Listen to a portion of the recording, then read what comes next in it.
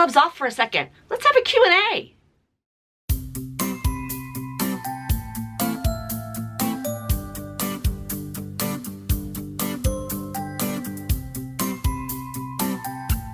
Hey y'all, wait a minute. I gotta put these back on. I can't see nothing. Hey y'all, welcome back to my channel.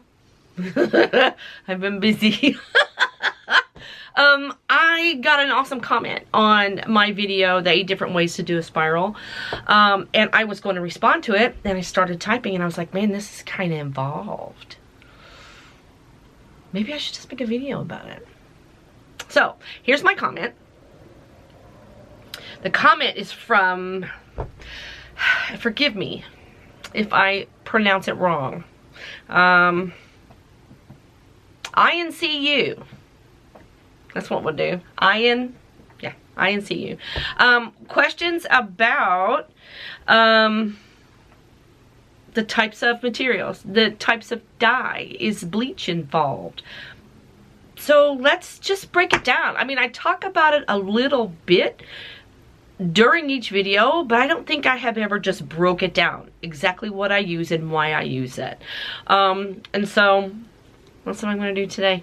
Pardon me, I just slammed a real quick lunch in between loads. And so I use, for the most part, because I've tried a couple other ones, but I always go back to it. I use Dharma Trading natural fiber, the Procion dyes. And these are for natural fibers. What are natural fibers? Cotton, rayon, made from wood, bamboo, hemp, linen, made from flax. It works in silk, but it's a whole different technique.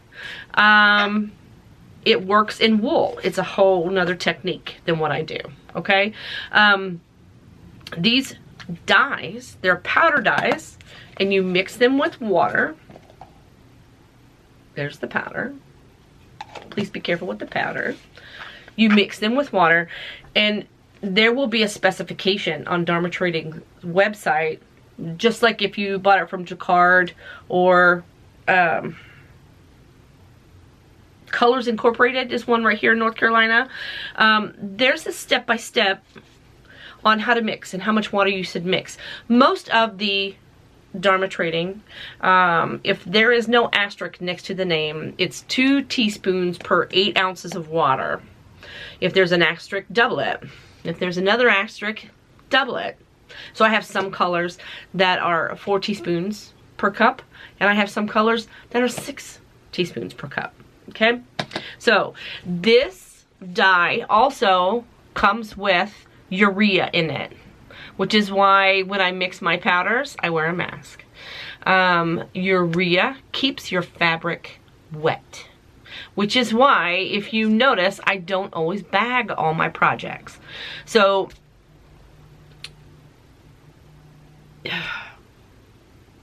with your big, like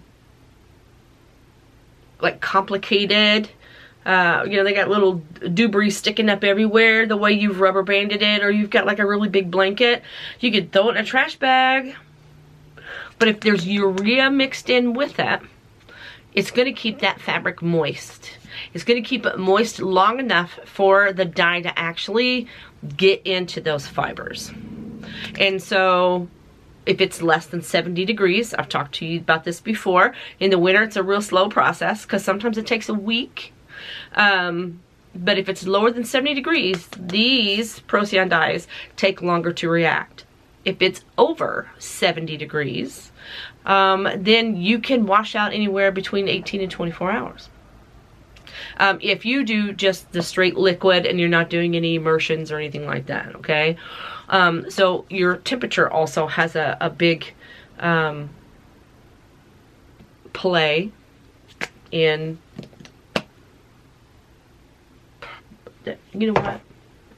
There's not enough coffee for today, y'all. No. Okay. So your temperature has a big play in the amount of time it may take for you just to walk away and leave it. Gotta change my battery. So hopefully that made sense. This is a natural fiber dye. There are dyes out there for polyester. This is not one. If you dye polyester, So natural dye, right? Or a natural fabric. This is cotton, vibrant, beautiful, okay? This is a cotton polyester blend. So do you see how faded it is? Because if it's 50-50 cotton, polyester, every other strand is polyester, and every other strand will not hold that dye. So you're only dyeing every other strand, so that's why it's this, like, muted.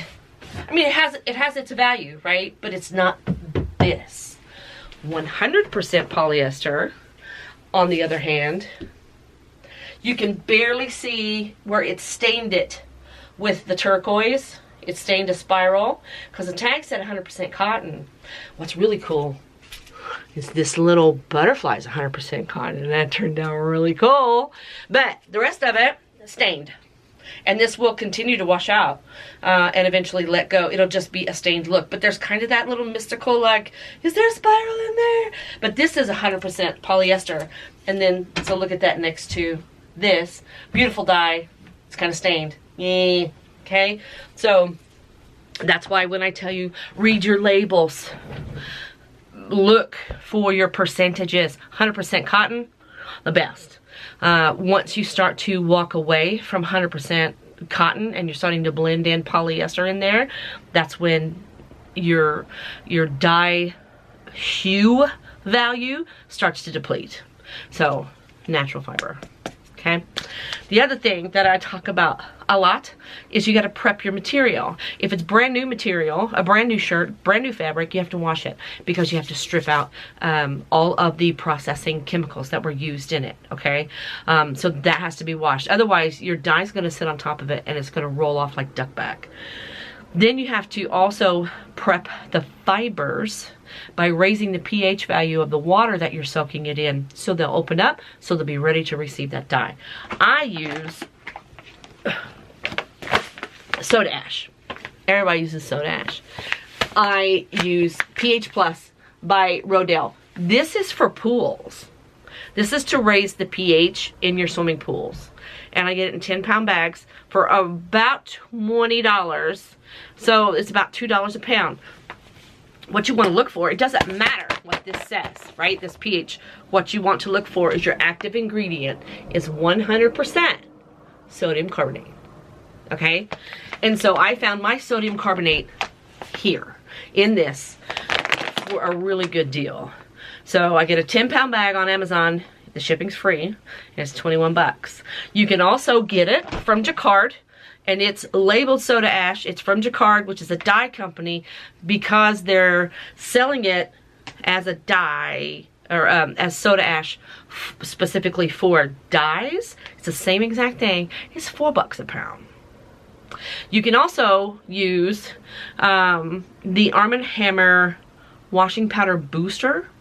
And what it's supposed to do is raise the pH in your water, in your washing water, before you put your detergent in it to make your detergent more effective. And that, if you look at it on the label, it is sodium carbonate. That's all it is, sodium carbonate. So you can use that as well. Just doesn't matter, like I said, where you find the sodium carbonate. If you're looking for the best deal for your buck, shop around, look at different products. If you don't care, go with Jacquard. It's awesome. I used it for years. The Jacquard soda ash is amazing. And I could buy it locally at Jerry's Artorama. So when I was in that part of town, I would just go buy it. Now, how much soda ash do you need per gallon? That depends on your water. Most tap water, runs around 6 with your pH. You want that pH to be 11 or better. And so for my water, it's 1 cup of soda ash per 1 gallon of water. And that'll put me up past 11. And that's where I like it. I like it hot. And so there are test strips that you can get. They look like this. And you just pull off a little thing, rip it off, like a litmus paper, and then stick it in your water and see what color it is. And you just want it to match 11. And that way you're going to get these good, vibrant, long-lasting colors. So, Iancu, I hope that I answered all of your questions. You don't need bleach. Bleach is a whole nother concept. And I guess we can do that for another Q&A. But I just wanted to really go in more depth and talk about it more, answer the question with as much information as I have. I'm not a professional. I mean, I play one on YouTube, but I'm still learning every day too. And all I want to do is share what I do with you, share my experiences with you, and my knowledge with you. So if this is something you want to do, you can do it too. And if you are tie-dyeing something fun, post a picture of it to my social media. There's a link in the comment box below. And I think that's it for today, just kind of short and sweet. But if you have any other questions, and I can't just answer them with a line or two, I'll make a video about it. Or say, hey, Tish, I really don't understand this process. Can you make a video about it? Why not? Remember, be peaceful, be kind. It's important. Try something new today. Who knows? You might like it. I'll talk to you soon.